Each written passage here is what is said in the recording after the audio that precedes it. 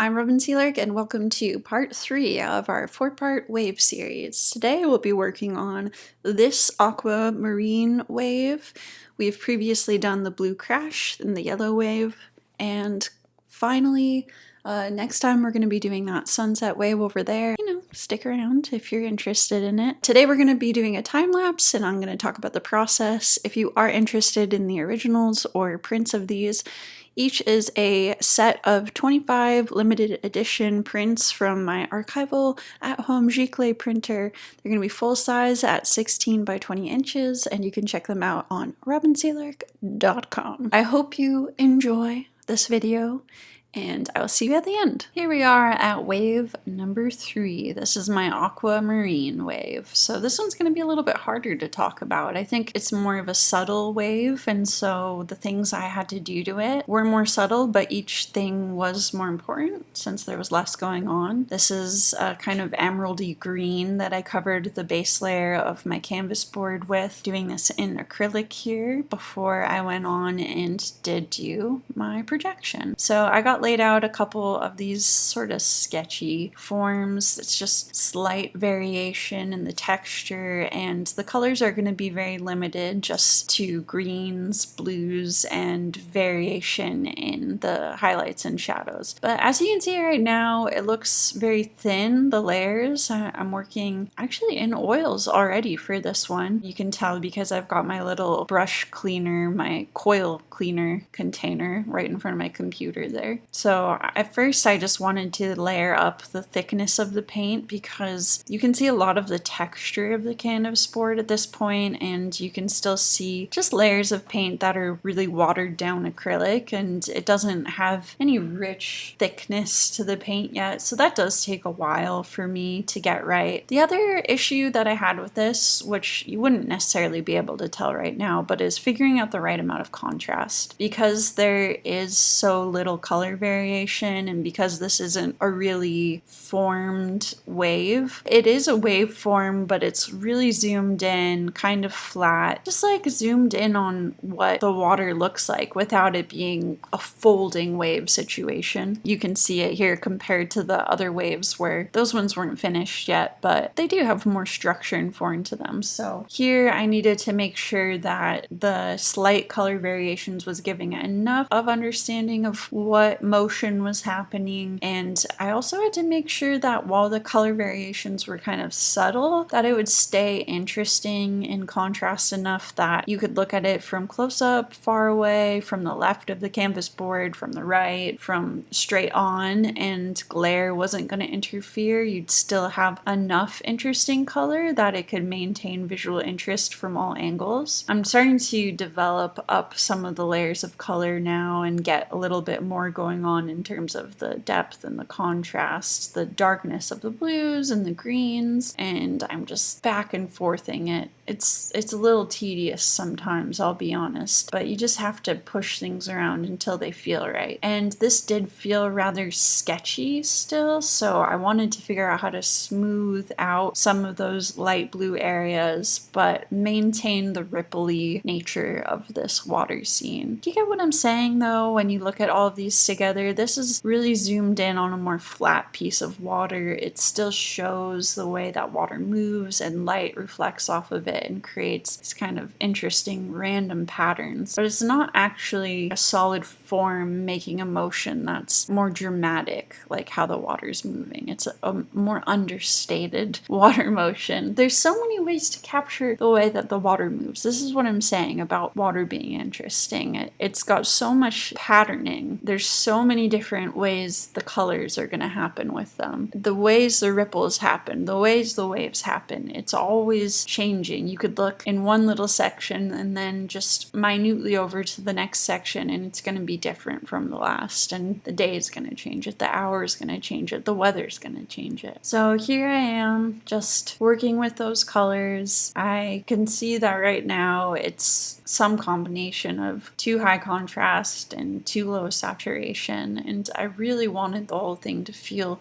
more creamy, soft, smooth, continuous, flowing. And some of those areas of ripples are still very much looking like projector ripples. They're looking like sketchy shapes and patterns, and less so like flowing light that's moving in a wave-like pattern. Here I'm doing a glaze with a green and my medium. I like using liquin as my oil painting medium. And so I was trying to get a little more uniformity with my color, but then everything was too green and it still wasn't the color depth I wanted. I kept having issues with the center. It's just like a big surface area. And so if I'm gonna have this big central surface area, I need to make sure that I get it just right, because there's not a lot going on, but there's just enough going on, and it is the center focus that I don't want it to be boring. I don't want it to be taking away from how you're visually reading the motion of the water. So on these back little waves, I did include mid-tone highlights of the green to make it look like they're coming up and that there's a little light showing through them. It's on these really subtle details that I'm able to create forms. And then we're balancing back in the blue because I want to make sure that those shadowed blue areas are defined enough to create delineation of shapes, but then also not disjointed in any way from the rest of the water. It's kind of an odd thing. It's like you do have separate sections of color. They are blending into each other, but then there is distinct difference between what's happening in the formation and the patterns. So you want it to be smooth, but not too smooth, uniform, but not all blended together. And something I was struggling with throughout this process is I didn't buy liquid. I just let myself work without my medium for a long time. And I'm just going to recommend, if you're out of medium when you're working with oil paints, or if your medium is dried out or poor quality, it is very useful to have a good medium, because the way that you're able to move and stretch your paint is just truly transformed. I was using my solvent, my odorless mineral spirits, in place of my medium for a lot of this, and while it kind of worked, there was a huge downgrade in what I was able to do and how satisfied I was with the results. So when I wanted to actually glaze things, make things go to a more uniform blue in areas or more uniform green in areas,